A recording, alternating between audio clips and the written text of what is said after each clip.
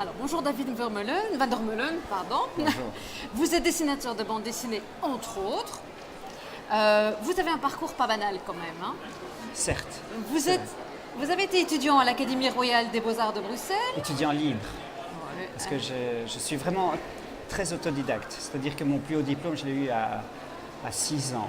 À 6 ans, qu'est-ce que je dis? À 11 ans, en 6e primaire. Et en fait, c'est mon plus haut diplôme. Mais après, j'ai continué à fréquenter l'école jusqu'à mes 22 ans, mais en élève libre. Et je n'ai étudié que ce qu'il me... Je ne venais qu'aux cours qui me plaisaient finalement. Et donc c'était très, très peu de cours. Et donc j'ai appris à m'instruire vraiment tout seul. Donc vous avez Donc vraiment c'est vrai que c'est pris- assez atypique comme parcours, effectivement. Vous avez pris ce qui vous intéressait, vous voulez t'approprier. Voilà, c'est Voilà. ça exactement. Alors vous avez illustré pour la jeunesse. Au début de mes... oui, c'est ça. Et alors, il y a quelque chose qui m'a interpellée aussi. Vous avez publié un essai philosophique qui s'appelle Initiation à l'ontologie de Jean-Claude Van Damme. Tout à fait, c'est un réel livre de sciences humaines sur le phénomène Jean-Claude Van Damme. Non pas sur Jean-Claude Van Damme en tant que tel, mais sur le phénomène et la réception de son discours philosophique. Mais c'est un parti pris de prendre évidemment la parole Van Dammienne comme discours philosophique, évidemment. C'est un parti pris assez osé, mais qui, je pense, c'était un travail avec une matière énorme, évidemment. Et je suis très heureux de cet ouvrage parce qu'on a fait ça a très très bien marché dans le milieu des livres de sciences humaines. Et évidemment, ça raconte, c'est une farce évidemment, c'est assez grotesque, mais ça a été totalement camouflé et ça a été présenté comme un réel ouvrage de philosophie.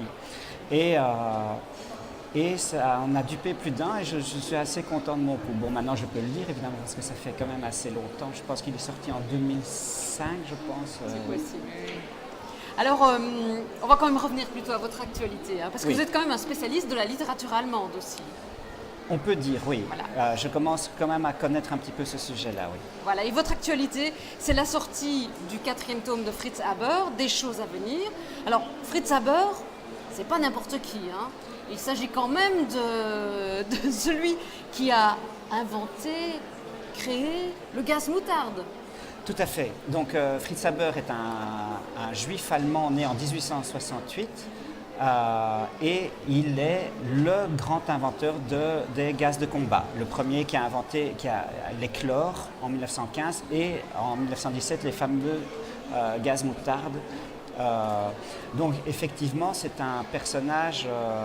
un scientifique extrêmement important qui a aussi débuté en inventant, enfin sa première grande invention c'est la synthèse de l'ammoniac et synthèse de l'ammoniac qui a aidé à fertiliser les terres mais aussi à confectionner des obus pour l'Allemagne, ce qui a permis à l'Allemagne de se lancer dans la guerre et de tenir dans la guerre parce qu'à l'époque on utilisait le guano et le salpêtre je vais dire organique, et là, lui, il a réussi à ce que l'Allemagne puisse créer son propre salpêtre, si je puis dire, de façon chimique. Et donc, il a été un des hommes les plus importants de ce conflit. C'est un petit peu à cause de lui que la guerre 14-18 a duré jusqu'en 18 finalement. Parce que toutes ces inventions ont fait que l'Allemagne a pu tenir très très longtemps. Et c'est un personnage très peu connu finalement, où on ne lui accorde pas vraiment ce statut-là de personnage dont ces découvertes ont fait que la guerre s'est prolongée si longuement. D'ailleurs, dans le premier tome, hein, on voit bien tout je dirais les débuts de Fritz Haber. Donc d'où il vient, pourquoi, comment, on sent bien il y a quand même beaucoup de souffrance dans sa vie au début. Évidemment, parce que moi, ce qui m'intéresse avant tout, c'est pas le pédigré de Fritz Haber, c'est son problème identitaire, parce que c'est un juif allemand qui a subi l'antisémitisme de son temps. Déjà dans les années 1880, quand il était tout jeune, il avait 20 ans, il se faisait déjà refuser dans des universités comme à Heidelberg et l'antisémitisme était très très très prononcé. Et donc c'est quelqu'un qui a essayé de cacher sa judaïté pour devenir, pour se faire passer pour un Prussien auprès des Prussiens et devenir allemand plus qu'un Allemand. Et il se trouve que quand on étudie un petit peu ce personnage, on se rend compte que ces corélégionnaires étaient dans la même situation et beaucoup de juifs allemands de sa génération sont devenus des très très grands intellectuels parce que c'était un petit peu par là, par l'élitisme que l'on pouvait s'en sortir. Et d'ailleurs la femme de Fritz Haber, Clara Haber-Immerwahr, qui est aussi d'origine juive allemande, sera la première femme à sortir d'une université. Donc c'est vraiment une génération de jeunes gens qui veut prouver qui veut faire fi de leur judaïté pour essayer de montrer qu'ils sont des Allemands comme les autres. Et c'est toute la dualité de la vie de Fritz Haber et tout son drame, puisqu'on apprendra, on comprend que finalement Fritz Haber n'avait des amitiés intellectuelles, pratiquement les trois quarts étaient juifs comme lui en fait. Et il a dû cacher sa conversion au protestantisme à ses amis juifs. Et aux Prussiens, il cachait sa judaïté. Donc il y a une espèce de schizophrénie constante chez lui. C'est principalement ça qui a mis l'attrait pour moi de ce personnage-là. C'est absolument... il y a une grande base romanesque, évidemment. Oui, tout à fait. On voit à un moment donné aussi la rupture avec le père, en fait, qui se passe à cause de tout ça, en fait. Hein. Bien sûr, le conflit classique des générations où on voit vraiment, et ça c'est typique de cette génération des années 1880 dans l'Europe occidentale, il y a une véritable césure, une coupure avec les jeunes générations et les générations antérieures.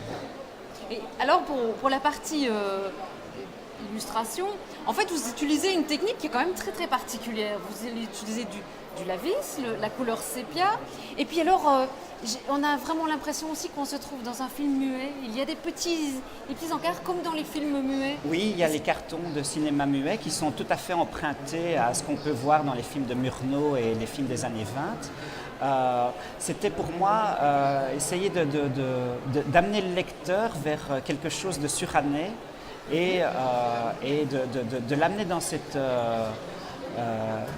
cette imagerie de cette époque-là, puisque donc les années vraiment actives de Fritz Haber, c'est 1900-1930, et donc c'est les années du cinéma muet.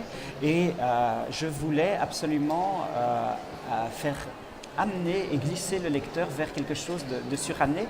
Et en même temps, je mets des cartons de cinéma et en même temps, je mets aussi des sous-titres luminescents contemporains pour rappeler à mon lecteur que ce qu'il lit, c'est le passé, mais il lit ça au présent aussi. Et donc, il y a cette espèce de dualité constante entre le suranné et la réalité d'aujourd'hui. Et voilà.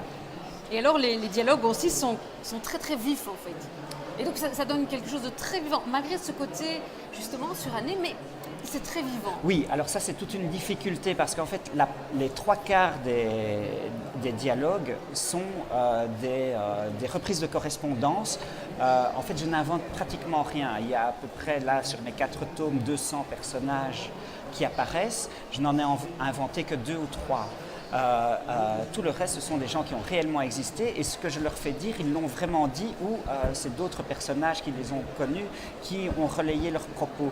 Et alors, toute la chose difficile pour moi, c'était je ne pouvais pas mettre in extenso leurs propos parce que ces gens-là écrivaient un petit peu trop bien et de façon trop littéraire par rapport à aujourd'hui. Et donc, j'ai dû faire tout un travail pour redynamiser ces dialogues et ces textes et les réécrire tout en gardant évidemment le fond et le propos et le sens. Mais c'est vrai qu'il y a un grand travail sur la forme pour essayer de rendre ça un petit peu un minimum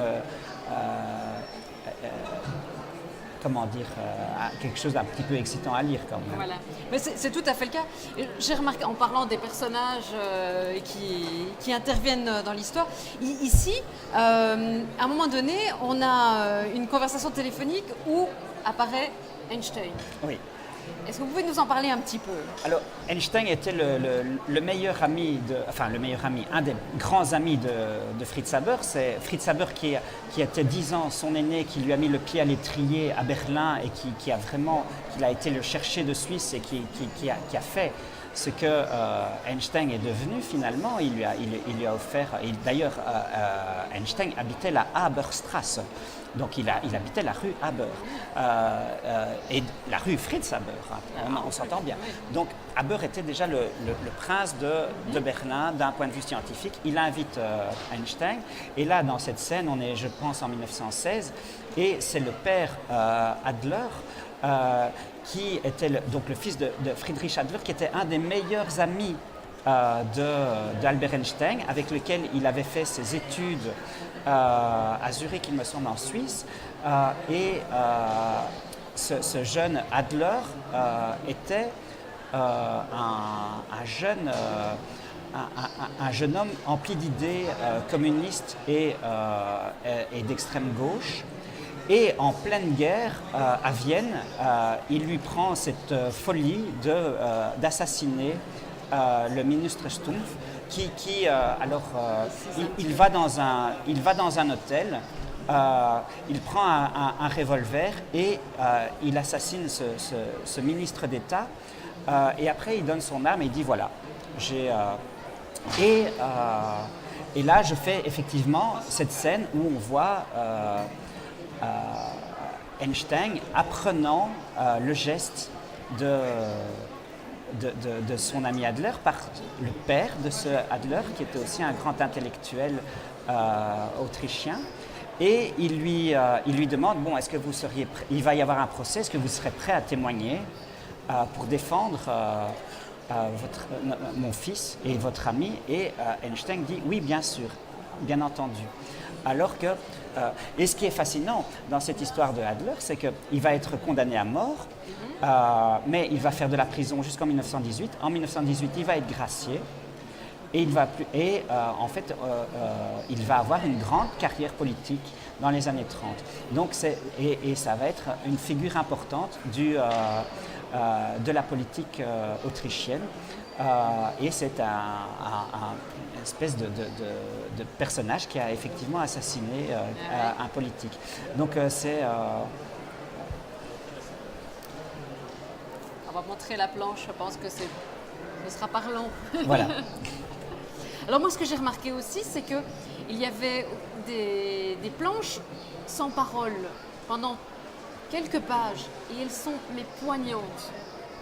Vraiment poignant. C'est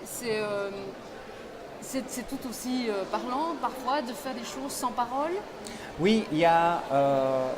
Je fais notamment des passages assez oniriques avec des passages des Nibelungen où alors là, il y a quelque chose qui devient onirique et je montre aussi l'horreur des tranchées où là je préfère me taire parce que il y a un moment, il faut laisser... quand les mots ne savent plus, c'est l'image qui la raconte. Quand l'horreur est d'un... Parce qu'effectivement, je parle de choses absolument abominables et parfois, je ne peux pas me permettre de... Je ne sais pas, je n'arrive pas à mettre des mots et je préfère les montrer et les dessiner et je pense que ça donne au lecteur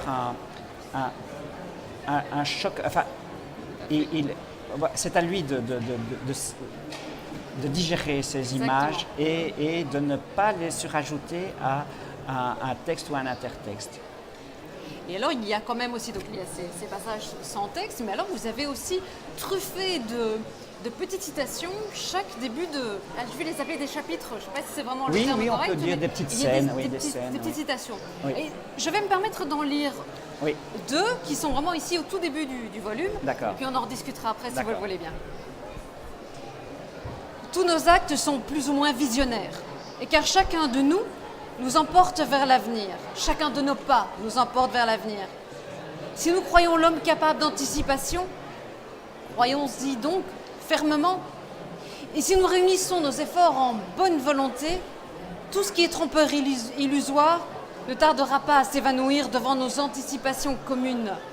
Et ce qui est juste apparaîtra dans tout son éclat. Pour arriver à ce résultat, une seule condition est nécessaire: que nos pieds ne perdent jamais contact avec la terre ferme, que nos yeux ne perdent jamais de vue les étoiles. C'est de Walter Rathenau, en 1917. Les Juifs ne sont pas un peuple, une nation, un État. Ils ne deviendront plus un peuple. Les tendances sionistes sont un atavisme. L'élite intellectuelle parmi les Juifs a perdu tout sentiment national. Elle ne connaît plus que des hommes. Ainsi, dans les temps à venir, il n'y aura plus de nation, mais seulement des hommes. Ceux des Juifs qui tiennent encore ensemble et ne veulent pas se mêler à la race aryenne, appartiennent au prolétariat. Les autres ne font pas de différence entre un Juif et un autre homme. Ce qui m'unit aux Juifs, c'est tout au plus un sentiment d'origine, pas même un sentiment de famille. Ce serait déjà un lien trop étroit. C'est aussi de Walter Rathenau en 1917. Vous avez envie de rajouter quelque chose ? Oui, alors ce sont deux citations très très dures, surtout la deuxième qui est très choquante aujourd'hui, qui est de véritable antisémitisme profond. Et il faut savoir qu'elles sont dites par Walter Rathenau, qui est juif lui-même et qui a refusé de se convertir. Et la première citation est d'un romantisme pur et la seconde d'un antisémitisme pur aussi. Et je les ai confrontées, elles ont été écrites la même année par Rathenau et on se rend compte, parce que pour moi, c'est le romantisme, ce que j'appelle le romantisme noir, le véritable romantisme, c'est quelque chose qui nous a menés vers le nazisme. Le nazisme est une boursouflure du romantisme. Et on le voit très très bien ici avec Walter Rathenau, qui était un juif, qui était un magnat très très important. Il était à la tête de 110 directoires, il était un des hommes les plus influents et les plus riches d'Allemagne. Et il finançait lui-même, à partir de 1915, un journal antisémite en tant que juif lui-même. Et il pensait qu'il fallait que les juifs subissent un antisémitisme dur pour qu'ils puissent oublier leur marque de Caïn, comme il appelait ça, et devenir allemands plus qu'allemands.